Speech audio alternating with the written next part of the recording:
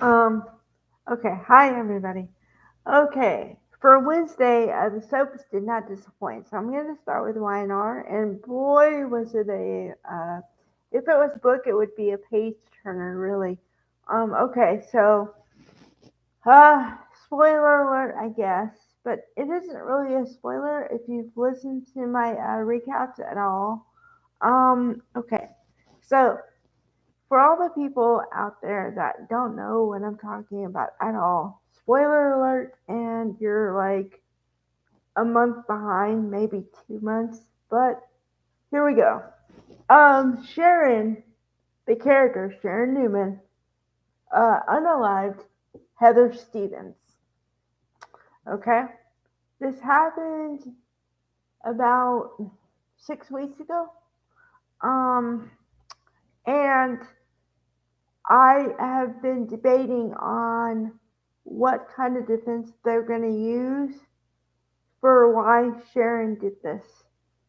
Because I said, well, they could blame it on she wasn't on her meds because she has bipolar. Now, this has been talked about several times, so I'm not letting anything out of the bag. She has bipolar. Because she has this, she has to be on meds. Apparently, she hasn't been taking her meds, therefore, she thought that, well, first of all, her moods have been up and down, and she had a pretty heated discussion with Heather and Daniel about Lucy and Faith because, Faith didn't want to be her friend, but then Faith felt obligated because she felt like Lucy didn't have any friends her own age. And then Lucy asked Faith to help her out. She got sick in Faith's car, and Faith went back to the back seat to get a towel so she could clean herself off. Right. And then they got into a car wreck. They were both in the hospital for a couple days.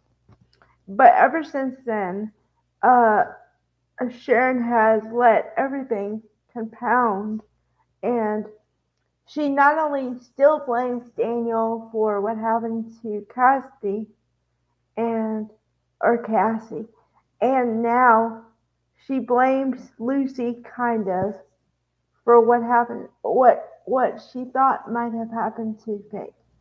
Okay, so there's a lot of blame going around.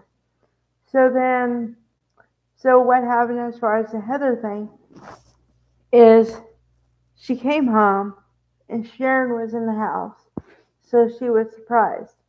Then she, Heather told Sharon that she was not herself or not right or something, and a word she said triggered her, Sharon, and then Sharon, they got into a fight, and I don't think that the intention of unaliving Heather was not there from Sharon, but that's what happened. And then she freaked out and she tried to cover up her tracks, but it didn't happen. And now she's lying to everyone else, lying all over the place. And just for another layer, all this happened because Cameron Kirsten, the ghost of Cameron Kirsten, told her to do this. Had it, he gave her the idea that Daniel deserved this because of what he had done in the past, right? So then, now that the damage is done, Cameron is the one telling her, well, you gotta cover it up. You gotta evade suspicion from you. You gotta put all the suspicion on somebody else. And that other person is Daniel Romalotti himself. And it is not kosher, not in the least. Because number one, he didn't do it, obviously. Like, he did not do it. Okay, so you're up to date, alright? So now, the investigators, the police, are into investigating what happened, right?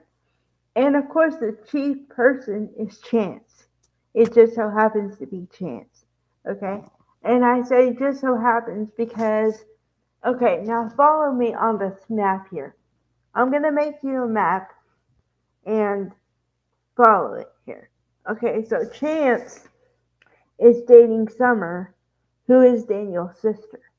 Okay? And Chance has a job and he's supposed to do it. But he understands, he has to understand that if he implicates his girlfriend's brother, it's not going to look good to his girlfriend, right? Okay. So then he's got his girlfriend's mother, Phyllis, telling him, and telling everybody, by the way, that Sharon did this. Although for the first time, maybe, in her life, Phyllis is telling the truth. Problem is, nobody believes her because of the animosity and the feud, if you will, that has been going on between Sharon and Phyllis for decades. Okay, so when I say the rivalry between Jack and man, Victor have been going on for years, decades about the business, they have been having a feud over men, over everything. Like, well, it's like I said before. Imagine two people.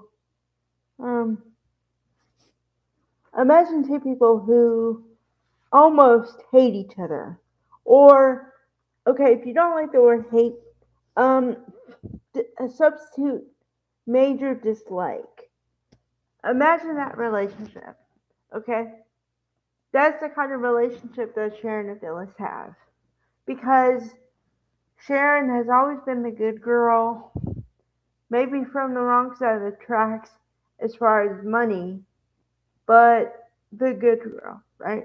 And Phyllis is not the bad girl, but like the kind of girl that would do anything she wants, regardless of how it affects other people.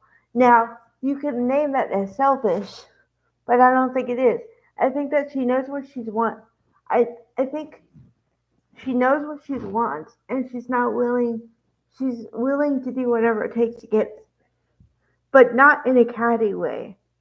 I don't read her that way. Um, if that makes sense. So when Phyllis implicates Sharon, then automatically they bring it to the animosity that's been with them for 25 years, give or take. Okay.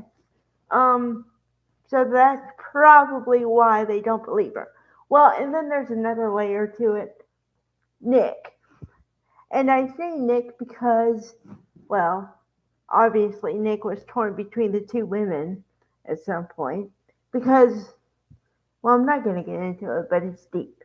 Okay?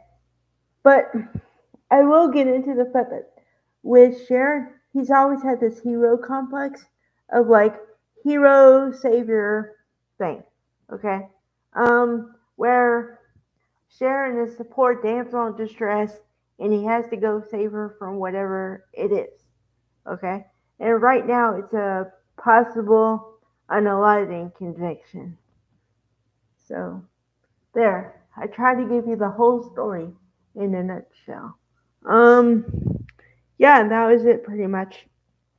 Only Daniel, I got to give it up for Michael Grossaday because he really gave Phyllis the business today, or Sharon the business today. Sharon, and Phyllis's mother is really supporting him like wholeheartedly, of course. But um, Nick did say something right where he's like, okay, I know you want to support him, but you have to support him in the right way, Phyllis. And I agree with that. So there's your puzzle right there. Okay. All right. Bye, guys.